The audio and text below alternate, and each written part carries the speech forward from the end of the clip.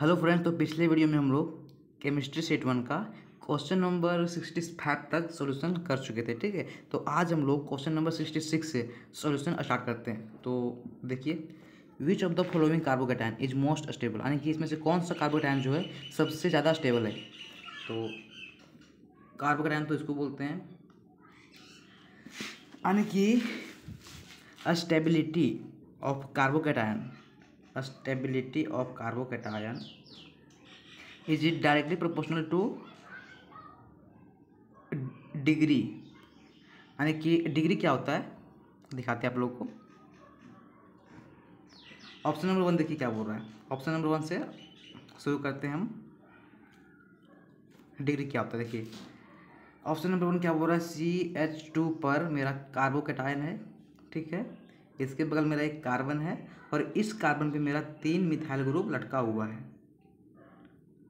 3 methyl group. ठीक है, अब देखिए, हमको अगर किसी भी कार्बोकैटायन में डिग्री पता करना हो तो क्या करेंगे, सबसे पहले क्या करेंगे, कार्बोकैटायन को पकड़ेंगे। ठीक है, उसके बाद उसके देखेंगे कि उसके अगल बगल कितना कार्बन उस पर लटका हुआ है, यानी कि ये जो कार्बोकैटायन है इस पर कितना मिथाइल ग्रुप लटका हुआ है। तो देखिए, इसमें मेरा सिर्फ एक है। ठीक है, यानी कि मेरा हो गया 1 डिग्री हो गया। ठीक है, चलिए ऑप्शन नंबर टू देखते हैं।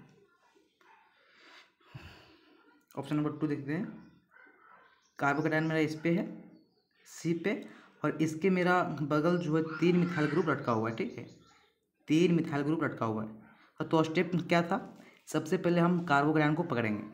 मेरा कार्बोकैटायन हो गया ये। ठीक है, अब इसके बगल में कितना मिथाइल ग्रुप लटका हुआ है, तो 1 2 3, यानी कि ये मेरा हो गया 3 डिग्री हो गया। ठीक है, चलिए अब देखिए ऑप्शन नंबर थर्ड क्या बोल रहा है कि CH, इस पे मेरा कार्बोकैटायन पार्ट है और इसके मेरा बगल सिर्फ एक ही कार्बन है। ठीक है, CH2, फिर इसके बगल एक CH3 है। यानी कि सबसे पहले हम क्या करेंगे, मेरा कार्बोकैटायन ये हो गया। अब इस पे मेरा सिर्फ एक ही जो है मिथाइल ग्रुप लटका हुआ है, CH2, यानी कि ये मेरा हो गया 1 डिग्री हो गया। ठीक, इसी प्रकार से ऑप्शन नंबर फोर भी हो जाएगा। ऑप्शन नंबर फोर हो जाएगा 2 डिग्री। ठीक है, अब देखिए आप लोग को सबसे इम्पोर्टेंट कॉन्सेप्ट क्या है कि स्टेबिलिटी ऑफ कार्बोकैटायन। ठीक है, of carbocation directly proportional to, ठीक है, डिग्री। यानी कि जब मेरा डिग्री रहेगा तो ये रहेगा। ठीक है, 3 डिग्री, 2 डिग्री, 1 डिग्री, यानी कि जब मेरा ये रहेगा तो स्टेबिलिटी सबसे ज़्यादा होगा। अगर 2 रहेगा तो मेरा उससे हल्का कम रहेगा और ये तो सबसे कम रहेगा। ठीक है, यानी कि इसमें मेरा सबसे ज़्यादा डिग्री कौन वाला है, ये मेरा हो गया 1 डिग्री हो गया, ये हो गया 3 डिग्री हो गया, ये हो गया 1 डिग्री हो गया और ये हो गया 2 डिग्री। ठीक, यानी कि मेरा आंसर होगा इसमें ऑप्शन नंबर 2, ये मेरा जो है मोस्ट स्टेबल होगा। समझे, चलिए अब देखिए 67 क्या बोल रहा है, CH4 कैन बी प्रिपेयर्ड। अब देखिए, एक क्लास 11 का पार्ट है, यानी कि मीथेन को हम कैसे बनाते हैं। तो इसका जो ऑप्शन नंबर होगा 1 होगा। ठीक है, इसका जो ऑप्शन नंबर होगा 1 होगा।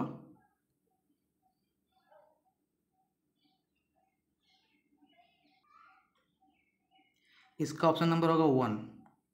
ठीक है, देखिए कभी भी अगर हम सोडियम एसीटेट को, ठीक है, CH3COONA, ये मेरा हो गया सोडियम एसीटेट। ठीक है, अगर इसको हम सोडा लाइम को क्या बोलते हैं, CaHNaO2, ये मेरा हो गया सोडा लाइम। ठीक है, कभी भी हम अगर सोडियम एसीटेट को अगर CaHNaO2 सोडा लाइम से अगर हम रिएक्शन करवाते हैं तो मेरा मीथेन बनता है, CH4 बनता है। ठीक है, याद रखिएगा, ये क्लास 11 या तो 12 का रिएक्शन है। ठीक है, चलिए, यानी कि मेरा जो इसमें आंसर होगा ऑप्शन नंबर 1 होगा। चलिए आगे बढ़ते हैं।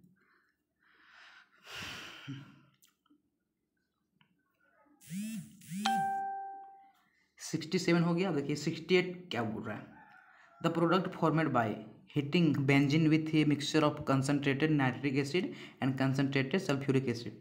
अब देखिए ये भी देख से मेरा जो है क्लास 12th का है, ठीक है, ऑर्गेनिक केमिस्ट्री का पार्ट है क्लास 12th का। देखिए क्या बोल रहा है, अगर हम बेंजीन को रिएक्शन करवाते हैं कॉन्क HNO3 यानी कि सांद्र नाइट्रिक अम्ल, ठीक है, और कॉन्क H2SO4 यानी कि कॉन्क HNO3 और कॉन्क H2SO4 से अगर हम बेंजीन को रिएक्शन करवाते हैं तो क्या बनता है, क्या पता है, नाइट्रोबेंजीन बनता है, ठीक है, नाइट्रोबेंजीन बनेगा। इसका जो आपका विस्तार है मिलेगा क्लास 12th में, ठीक है। चलिए 1 सेकेंड।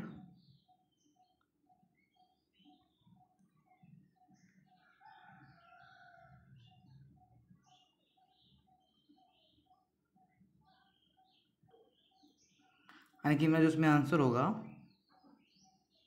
ऑप्शन नंबर 4 होगा, ठीक है, ऑप्शन नंबर 4 होगा नाइट्रोबेंजीन। अब चलिए 69 क्या बोल रहा है, Fe2O3 प्लस 2Al तो बनता है Al2O3 प्लस 2He। यानी देखिए इसमें गलती किया, क्या पता है, यहाँ पे मेरा Fe होगा, हीलियम नहीं होगा, फेरस होगा, ठीक है। देखिए इसमें से बोला कि इसमें ये जो रिएक्शन है कौन सा रिएक्शन है, ये जो मेरा रिएक्शन दिया हुआ है कौन सा है। देखिए आप लोग इसको तो क्लास 10 में पढ़े होंगे, विस्तार से पढ़े होंगे। जब Fe2O3 अगर एल्युमिनियम के 2 मोल से रिएक्शन करे तो बन रहा है एल्युमिनियम ऑक्साइड, ठीक है, Al2O3 बन रहा है, ठीक है, प्लस 2 Fe, यहाँ पे मेरा Fe होगा, ठीक है। तो इसमें मेरा क्या हो रहा है, ये जो एल्युमिनियम है ऑक्सीजन को अपने ऊपर डिस्प्लेस कर रहा है, यानी कि मेरा जो आंसर होगा ऑप्शन नंबर 4 होगा, डिस्प्लेसमेंट रिएक्शन, विस्थापन रिएक्शन, ठीक है, प्रतिस्थापन का विक्रिया, सॉरी विस्थापन नहीं होगा, प्रतिस्थापन होगा, यानी कि displacement reaction, sorry.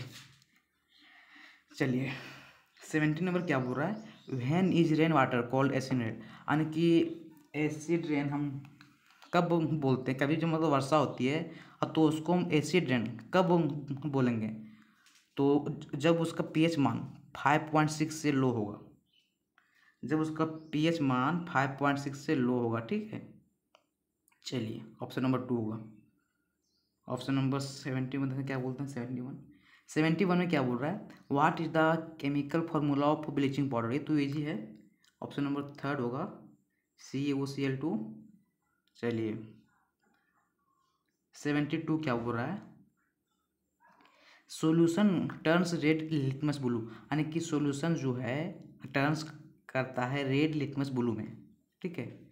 It's pH is likely to be, यानी कि it's pH is likely to be, देखिए इसमें कॉन्सेप्ट है,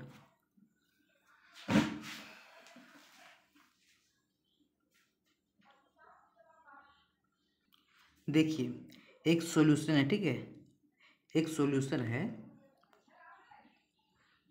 सॉल्यूशन है जो रेड लिटमस को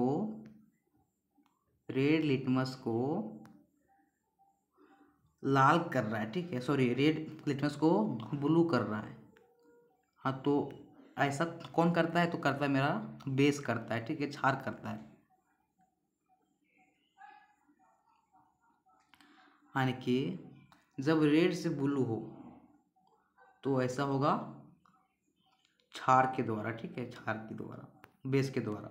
और जब ब्लू से रेड हो तो ये होगा मेरा एसिड के द्वारा, ठीक है। हाँ तो मेरा जो क्वेश्चन है बोल रहा है कि मेरा जो सॉल्यूशन है रेड लिटमस को ब्लू कर रहा है, हाँ तो ये इसका जो पीएच मान होगा सो क्या होगा, तो ये मेरा क्या है, बेस है, क्षार है, ठीक है। तो जो बेस का होता है पीएच मान क्या होता है, 7 से हाई होता है, ठीक है। तो यानी कि मेरा इसमें आंसर जो होगा, इसमें मेरा जो आंसर हो जाएगा ऑप्शन नंबर 4 होगा, ठीक है। चलिए आगे बढ़ते हैं। 73 क्या बोल रहा है, the ability of metals to be drawn into thin wires, यानी कि मेटल्स का जो होता है योग्यता होता है खींचने का, बहुत ही लंबे खींचने का, ठीक है, उसको हम क्या बोलते हैं। तो इसका आंसर होगा जो, इसका आंसर होगा ऑप्शन नंबर, इसका ऑप्शन नंबर होगा 2, ठीक है, डक्टिलिटी, तन्यता।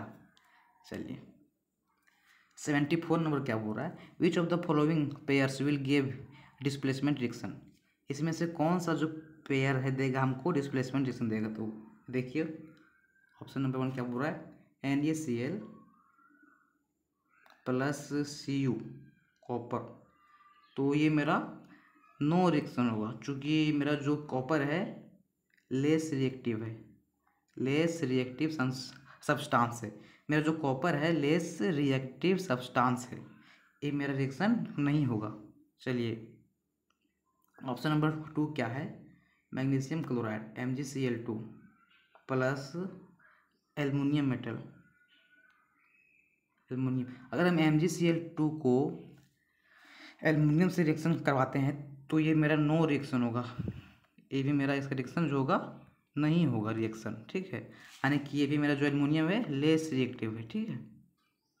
चलिए ऑप्शन नंबर 3 क्या बोल रहा है, ferrous sulphate FeSO4 plus silver Ag, ठीक है, ये भी मेरा रिएक्शन नहीं देगा, क्योंकि ये जो मेरा Ag है लेस रिएक्टिव है, लेस रिएक्टिव है, ठीक है। लेकिन जो मेरा ऑप्शन नंबर 4 होगा ये राइट होगा, चूँकि दिखाते हैं आप लोग को हम, क्या बोल रहा है, silver nitrate AgNO3, silver nitrate को अगर रिएक्शन करवाते हैं Cu से, ठीक है, तो मेरा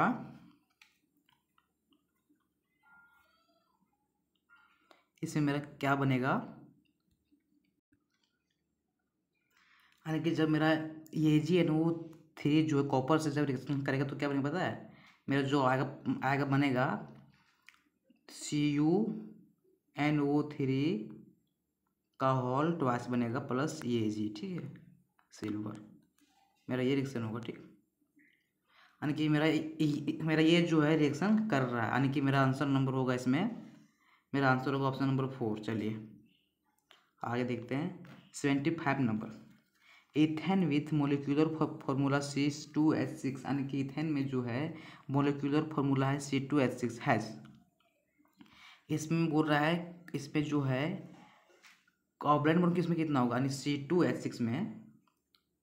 C2H6 में कोवैलेंट बॉन्ड कितना होगा, कितना होगा, ठीक है, दिखाते हैं आप लोगों को हम C2H6 ना, तो इसका पहले स्ट्रक्चर ड्रॉ करते हैं, C2H6 1 2 3 4 5 6, ठीक है। तो मेरा जो सो कोवैलेंट बॉन्ड होगा कितना होगा, 1 2 3 4 5 6 7, 7 होगा, ठीक है, 7 कोवैलेंट बॉन्ड होगा, यानी कि मेरा जो इसमें आंसर होगा ऑप्शन नंबर 2 होगा। चलिए आगे बढ़ते हैं, which is the correct statement about universal indicator, यानी कि इसमें से कौन सा ऑप्शन अच्छा है यूनिवर्सल इंडिकेटर को लेकर। तो यूनिवर्सल इंडिकेटर क्या होता है, तो ऑप्शन नंबर 1 तो होगा नहीं, 2, इसका आंसर होगा 2, ठीक है, ऑप्शन नंबर 2 होगा। यूनिवर्सल इंडिकेटर होता क्या पता है, मिक्सचर ऑफ मेनी इंडिकेटर, ठीक है। चलिए 77 क्या बोल रहा है, what is the name of gas liberated when zinc react with ये सॉल्यूशन ऑफ NaOH, अच्छा क्वेश्चन है। देखिए यानी कि जब जिंक जब NaOH से रिएक्शन करेगा तो क्या बनेगा, यानी कि कौन सा गैस जो लिबरेट होगा, ठीक है। तो दिखाते हैं रिएक्शन आप, इसका इसका जो रिएक्शन होगा जिंक, अरे सॉरी,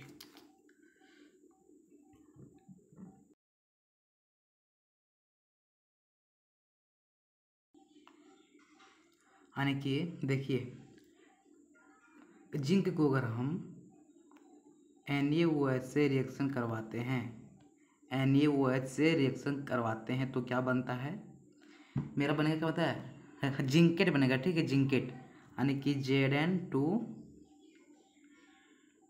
जिंकेट बनता है। और इसमें जो मेरा हाइड्रोजन गैस लिबर्ट करता है, दिखाते हैं आप लोगों को, यानी कि जब मेरा जिंक जब रिएक्शन करता है NaOH से तो बनता है Na2ZnO2, ठीक है, प्लस H2 गैस जो है लिबर्ट करता है। अब देखिए Na2ZnO2 को हम जिंकेट बोलते हैं, जिंकेट बोलते हैं। और मेरा जो गैस जो लिबर्ट कर रहा है वो मेरा हाइड्रोजन है, ठीक है, यानी कि मेरा जो इसका आंसर होगा ऑप्शन नंबर 1 होगा, ठीक है, हाइड्रोजन होगा। चलिए आगे बढ़ते हैं। 78 नंबर बोलता है कि which gas is absorb by KOH, यानी कि KOH से कौन सा गैस एब्जॉर्ब होता है, ठीक है।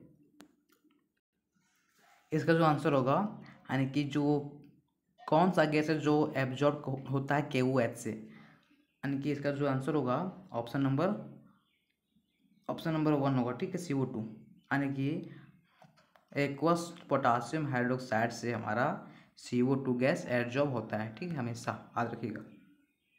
चलिए 79 नंबर क्या बोल रहा है,